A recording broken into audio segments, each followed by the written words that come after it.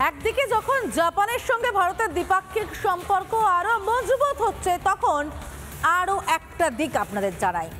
Shanghai cooperation বৈঠক, যে বৈঠকে মধ্য এশিয়া, পশ্চিম এশিয়া এবং দক্ষিণ পূর্ব এশিয়ার অন্তত 20টি রাষ্ট্র নেতা উপস্থিত থাকেন, যে বৈঠকে উপস্থিত থাকবে রাশিয়া, যে বৈঠক রয়েছে চীন অবশ্যই আয়োজক দেশ হিসেবে। সেই বৈঠকে যোগ দেবেন প্রধানমন্ত্রী নরেন্দ্র মোদী। শুরু হতে চলেছে এসসিও বৈঠক এবং এই বৈঠক অত্যন্ত গুরুত্বপূর্ণ। এই মুহূর্তে ট্রাম্পের দাদাগিরির সামনে এই 20 রাষ্ট্রনেতা একযোগে কি বার্তা দেয় সেটা দেখার জন্য। হতে পারে ট্রাম্পের দাদাগিরির জন্য ট্রাম্পকে পস্তাতে হবে। বেজিং পৌঁছে গিয়েছেন আমাদের সিনিয়র এডিটর শ্রাবণ সেন। সেখানে গিয়ে তিনি কি বুঝতে পারছেন এই মুহূর্তে, দেখুন। রিপাবলিক বাংলা এই সময় পৌঁছে গেছে বেজিং এসসিও সামিট, সবচেয়ে বড় এসসিও সামিট, যেটা কালকে তিয়ানজিনে শুরু হবে। আমার সাথে এই সময় জয়ন্ত দা আছে। জয়ন্ত দা, চায়নাতে for the last 18 years Jayanta দা আপনি এখানে 18 বছর হয়ে গেছে। 2008 সালে অগস্ট মাসের আগে যখন অলিম্পিক্স হয়েছিল, মার্চ 30 মার্চ আমি ল্যান্ড করেছি। So it has been more than 18 years now. আমি রিপাবলিক বাংলাদেশ সবাইকে একটু দেখাতে চাই আমরা কোথায় আছি, হেঁটে হেঁটে কথা বলবো। আমরা এই সময় চায়নার বেজিংয়ে, এটাকে সিবিডি বল, সিবিডি এটা হলো বিজনেস ডিস্ট্রিক্ট এলাকায় আছে, সেন্ট্রাল বিজনেস।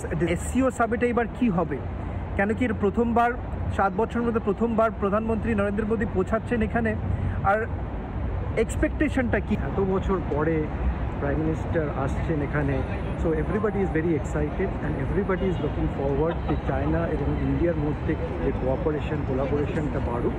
বিজনেসের কথা যদি বলি, বিজনেস এখানে করা কত মুশকিল, কি বলবো, কি অনেক ইমপ্রুভ হয়েছে আগের থেকে। হ্যাঁ, বিজনেস করাটা I will not say it's difficult, but it's very important যে আমরা কালচারটা বুঝি। কেননা এখানে নেটওয়ার্কিং ইজ ভেরি ইম্পর্টেন্ট, যেটা আমরা চাইনিজে বলি গুয়ানশি। সো নেটওয়ার্কিং দিয়ে বিজনেস আনাটা ইজ ভেরি ইম্পর্টেন্ট।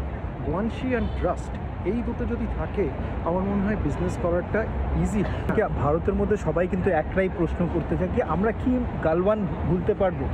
গালওয়ান যদি ভুলতে না পারি তাহলে আমরা এই ট্রাস্ট, যেটা ট্রাস্ট ডেফিসিট যাকে বলা হয়, এই ট্রাস্ট ডেফিসিটটা কম হবে কি? একদিকে প্রেসিডেন্ট ট্রাম্প, আরেকদিকে ট্যারিফ ওয়ার চলছে।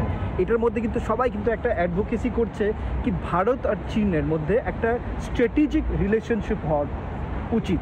কেন ওই স্ট্র্যাটেজিক রিলেশনশিপ যদি হয় তাহলে পরিস্থিতিটা বেটার হতে পারে।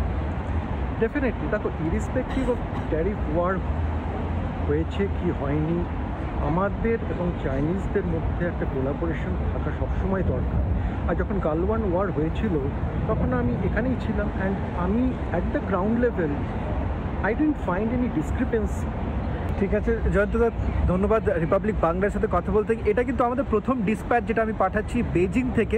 কালকের থেকে হবে তিয়ানজিন, যেখানে এসসিও সামিট হচ্ছে, যেটা চায়না বলছে সবচেয়ে বড় সামিট। বড় এই জন্যে কেন কি অনেক লিডার্সরা রয়েছে, আর সাথে সাথে এই এসসিও সামিটের পরে একটা ভিক্টরি প্যারেড হচ্ছে বেজিংয়ের মধ্যে, যেটার মধ্যে 26 ফরেন লিডার্স সবাই থাকবে। একটা পাওয়ার প্রজেকশন যেটা আমরা এই সময় দেখতে পাচ্ছি চায়নার মধ্যে। নানা ধরনের কন্টেন্ট দেখার জন্য লাইক করুন, শেয়ার করুন আমাদের ফেসবুক পেজ, সাবস্ক্রাইব করুন আমাদের ইউটিউব চ্যানেল। পাশাপাশি অন্যান্য ব্রেকিং নিউজের জন্য অবশ্যই চোখ রাখুন রিপাবলিক বাংলায়।